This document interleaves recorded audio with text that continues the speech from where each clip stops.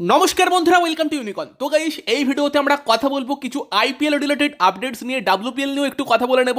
তো অবশ্যই লাস্ট অব্দি ভিডিওটা দেখতে থাকো। আমাদের চ্যানেলে প্রথমবার এলে আমাদের চ্যানেলটিকে সাবস্ক্রাইব করে তার পাশের বেল আইকনটাকে অন করে দিও। তো যদি আমরা ওমেন্স প্রিমিয়ার লিগ নিয়েই ফার্স্টে কথা বলে নিই, তো আজকে ডাব্লিউপিএল সিজন 2 এর কিন্তু ফাইনাল, এবং এমন দুটো টিম ফাইনালে উঠেছে যারা কিন্তু কোনোদিন আইপিএল জেতেনি, মানে দিল্লি এবং তার সঙ্গে আরসিবি, যারা মেন্স আইপিএল এত বছর হয়ে গেলেও জিততে পারেনি।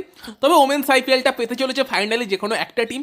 এবার যদি আমরা আইপিএলের কথা বলি, আইপিএলের যেটা সিজন 2 ছিল সেখানেও কিন্তু ফাইনাল হয়েছিল আরসিবি বনাম ডিসির মধ্যে।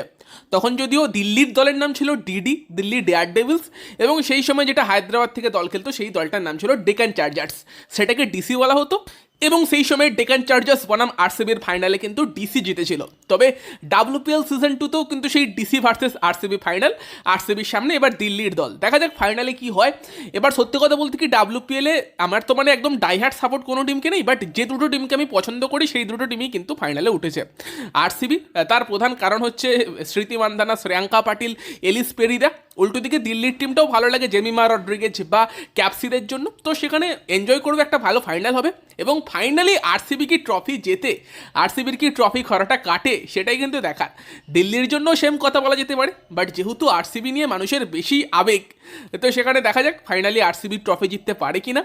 যেটা আরসিবির মেন্স টিম এতদিনেও করতে পারলো না, সেটা ফিমেল টিম সেকেন্ড ইয়ারেই করতে পারে কিনা, তাও আরসিবি ফ্যানেরা বলতে পারবে আমাদের একটা ট্রফি আছে। এরপর আরসিবি ফ্যানেদের জন্য আর একটা ভালো আপডেট দিই আরসিবির মেন্স টিম নিয়ে। তো সেটা হচ্ছে যে বিরাট কোহলি সে কবে থেকে অ্যাভেলেবেল হবে, সেই ইন্ডিয়াতে ফিরবে কিনা, সেই নিয়ে একটা আরসিবি ফ্যানেদের মনে চিন্তা ছিল যে 5টা টেস্ট ম্যাচ স্কিপ করে দিল, আইপিএলও স্কিপ করবে না। তো যদিও নর্মালি সেটা হয় না, আইপিএল সবাই খেলে, তো সেখানে কিন্তু বিরাট কোহলি ইন্ডিয়াতে ফিরে এসেছে। তো আজকে কিন্তু বিরাট কোহলি ইন্ডিয়াতে ল্যান্ড করেছে, এবং সেখানে হোপফুলি 1-2 দিনের মধ্যে সে হয়তো আরসিবি টিমের প্র্যাকটিসেও যোগ দিয়ে দেবে। এরপর যদি আমরা চলে যাই কলকাতা নাইট রাইডার্সের কিছু আপডেটে, সেখানে কিন্তু যেরকমটা তোমাদের বলেছিলাম শ্রেয়াস আয়ার কালকে চলে আসবে, সে কিন্তু কালকে চলে এসেছে। আজকে মিচেল স্টার্কের আসার কথা, তো শ্রেয়াস আয়ার সে কিন্তু কলকাতায় পা দিয়ে দিয়েছে, এবং সম্ভবত আজকের যে প্র্যাকটিস ম্যাচ আছে কলকাতা নাইট রাইডার্সের, সেখানেও কিন্তু শ্রেয়াস আয়ার অংশগ্রহণ করতে পারে। এবং তার পাশাপাশি যদি কলকাতা নাইট রাইডার্সের একটা প্লেয়ারের কথা বলি, যে কিন্তু বেশ ইমপ্রেসিভ শোনা যাচ্ছে মানে নেট প্র্যাকটিসে, এবং মেবি হয়তো কলকাতা নাইট রাইডার্সের ফিনিশারের যে জুটি আমরা যেটা ভাবছিলাম যে রিঙ্কু সিং এবং আন্দ্রে রাসেল, তারা হয়তো কেকেআরের হয়ে মেন ফিনিশার হিসেবে উঠে আসবে, সেটা হয়তো নাও হতে পারে। রিঙ্কুকে আমরা অ্যাজ এ ফিনিশার নাও দেখতে পেতে পারি, রিঙ্কু হয়তো 5 নম্বরে ব্যাট করতে পারে। এবং কলকাতা নাইট রাইডার্সের ফিনিশারের দায়িত্বটা আন্দ্রে রাসেলের পাশাপাশি কিন্তু চলে যেতে পারে রমনদীপ সিংয়ের কাছে। তো রমনদীপ সিং কিন্তু প্র্যাকটিসে বেশ ইমপ্রেস করেছে, এবং রমনদীপের মানে হিটিং পাওয়ার আছে, রিঙ্কুর মতো সেও কিন্তু 5টা বলে 5টা 6 মারার একটা রেকর্ড তার আছে। যদিও রিঙ্কু অনেক বড় স্টেজে মেরেছিল সেটা আইপিএলের একটা ভীষণ কঠিন পরিস্থিতিতে, বাট রমনদীপ সিং সেও কিন্তু বড় হিট লাগাতে পারে, তার মধ্যে সেই পাওয়ার আছে। এবং তার পাশাপাশি কিন্তু দুটো ভালো ওভারও দিয়ে দিতে পারে, তাকে কিন্তু ডেথেও ট্রাস্ট করা যেতে পারে, সেই টাইপের একটা প্লেয়ার। তো সেই জায়গায় কিন্তু রমনদীপ সিং, তার উপর কিন্তু কেকেআর ভরসা করতে পারে, এবং যদি সেরকম হয় সেক্ষেত্রে হয়তো কেকেআরের ব্যাটিং অর্ডারটা একটু চেঞ্জ হতে পারে। সেখানে হয়তো ভেঙ্কটেশ আয়ার সে ফিল সল্টের সঙ্গে ওপেন করলে 3-এ শ্রেয়াস খেলবে, 4-এ নীতিশ খেলবে, 5-এ রিঙ্কু খেলবে।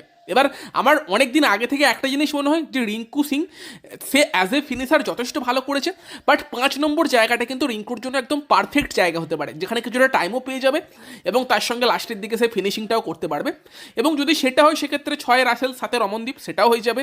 ইম্প্যাক্ট প্লেয়ার হিসেবে কিন্তু মনীষ পান্ডেকে নিয়ে আসারও অপশান থাকবে, যদি কেকেআর ফার্স্টে ব্যাট করতে গিয়ে দেখে যে ব্যাটিং বিপর্যয় হচ্ছে সেক্ষেত্রে।